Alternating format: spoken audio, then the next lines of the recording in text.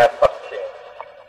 Our natural prosperity, propensity, rather propensity, to move towards the wholeness and all that entails, we do move towards the child.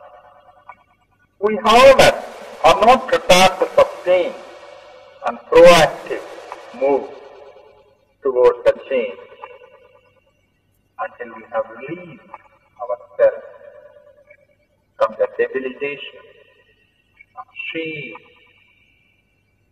shine, guilt, self-deception. In our efforts to avoid the painful feeling, we are often assumed real change is merely a delusion. We think and hope always that we can change without facing ourselves. If it's possible, we have to explore it with awareness. This is the beauty of awareness of chi. It is not difficult to do this exercise of the contemplation of awareness of change, provided we put our efforts sincerely without ego. It is always not wise to rush about and get the things overnight. It's not possible. And if we try to exert too much of energy, then of course exhaustion follows. We should not do it in case. Go on studying. That doesn't mean that we should be lazy. But we have to do it appropriately in a normal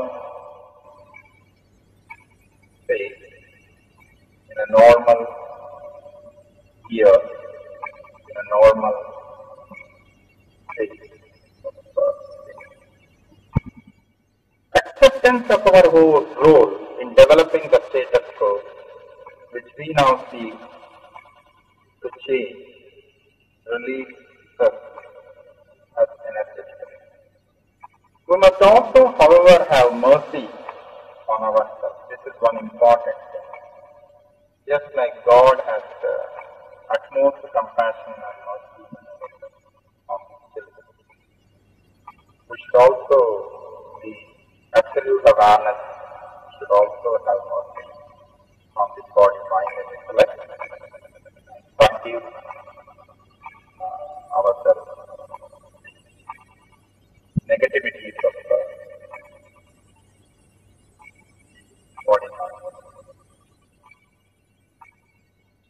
We also do the best we can at a moment in time, and when we know more, we do better.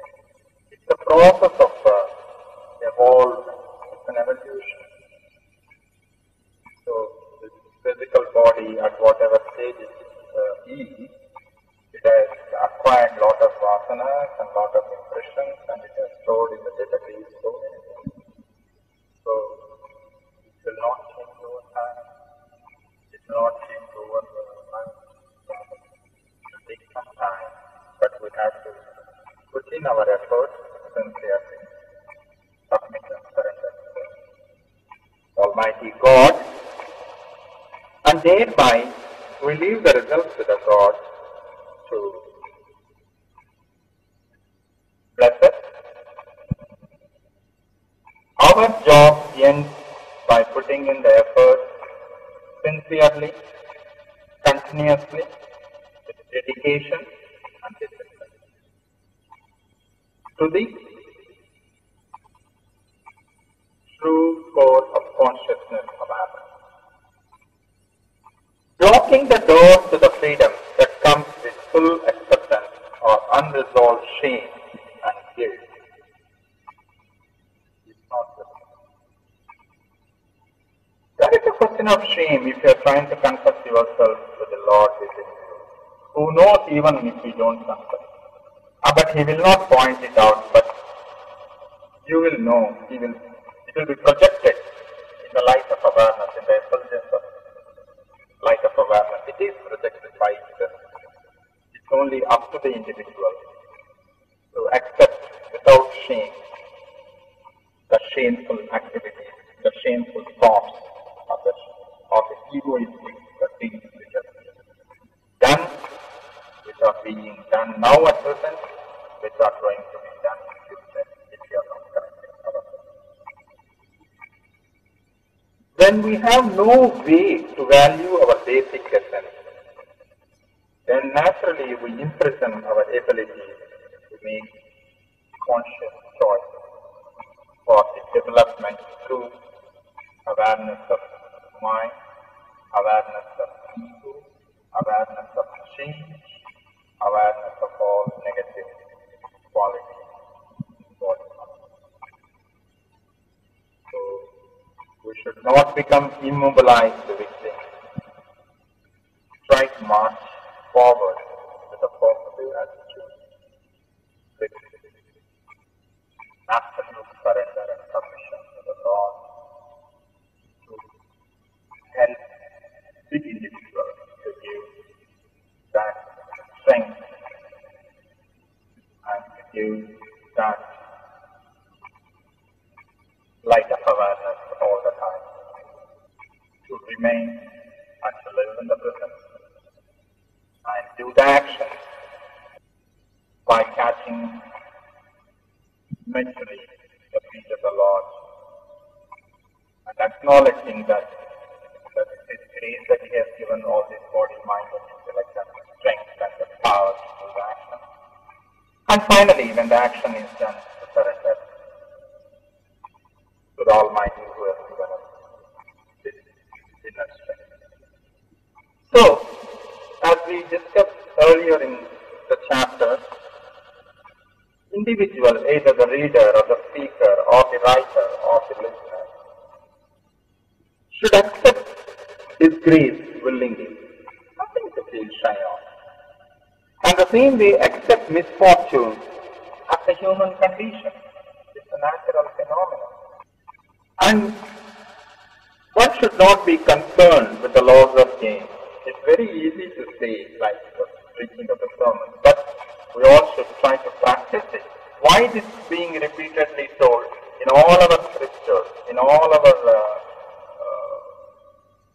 lectures by the great masters, or by the Lord Himself in Quran or Bible or Bhagavad Gita, we should try to reach that stage of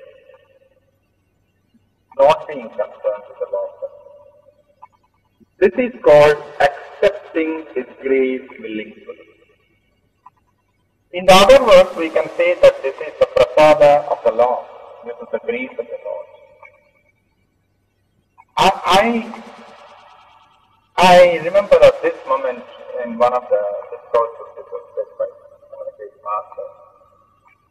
He said in Ramayana, once Lakshman asked about all the difficulties that Ram is undergoing and Sita is undergoing in their life. Then in Vasishtha Yoga, Rama gives a beautiful answer to Lakshmana that there are two aspects in the life. One, when the Lord gives suffering or sorrow or unhappiness, He is trying to discipline us. That is called siksha. Siksha means it's not punishment. Sikshayate iti. For any disciple, when teacher wants to discipline him, he will give him such an event or such an experience to only to discipline. So that is one aspect. At the same time, when a person is endowed with or given with lot of wealth, happiness, pleasure and joy, all the positive things the Lord gives, that is the time when Lord is testing us. That is called pariksha. That's an examination for His children to test whether they remember the humanity as a whole and Jagadh, the Lord who has created. So that is the time of examination or pariksha. So in either cases, the Lord one side is giving a test or an examination during the times of glory, happiness, and immense joy. And at the other time, He is trying to discipline us by giving us the suffering of the sorrow or the things which we don't like. That is for discipline. That is called fiction. So, it is the prasada of the Lord. It is the grace of the Lord. Grace means not always only the happiness or not only always the joyous things or not only always good things given by the Lord. The prasada means prasannayate iti prasada. Whatever it is coming from the God is called prasada. Whether it is the things which we like or which we don't like, that is just the prasada. Just like mother gives sometimes sweet, sometimes bitter things, sometimes medicine, sometimes it is very difficult to take. All these things only mother knows. She gives both sweet and sour, both bitterness and the things to keep the body, mind, and intellect. It is part from it. So, the same way, we being the children of the God, God gives both sukha and dukkha to make us perfect. Ramakrishna Paramahamsa once said, Swami Vivekananda, in the life, ups and downs are there to make him perfect. That is what it is. So we have to accept. Then what do you mean by accept misfortune as human condition? Misfortune comes from having a body. This is one body. Without a body, how could there be a misfortune? So, okay, we have the body, we can't help it, it's a natural phenomenon. Whether we like it or not, we have taken the birth because of previous desires or vasanas or karma padas. So, having taken this body, we have to accept this body, mind and intellect as the grace of the God. But the thing is, what we have to do is surrender ourselves humbly. Then we can be trusted to take care for all. We should surrender. To love the world as you love, you and me love myself and yourself. Then we can truly care for all the things with the awareness that every individual, every human being is undergoing the happiness or misery, is having the ego, is having the desire, is having the vasana, is having jealousy, is having anger, is having emotions. So once we accept that, because we are having all these qualities, and then what is the harm? Why should we not accept that others will not have? What is the harm that others have? And you are nobody to correct them.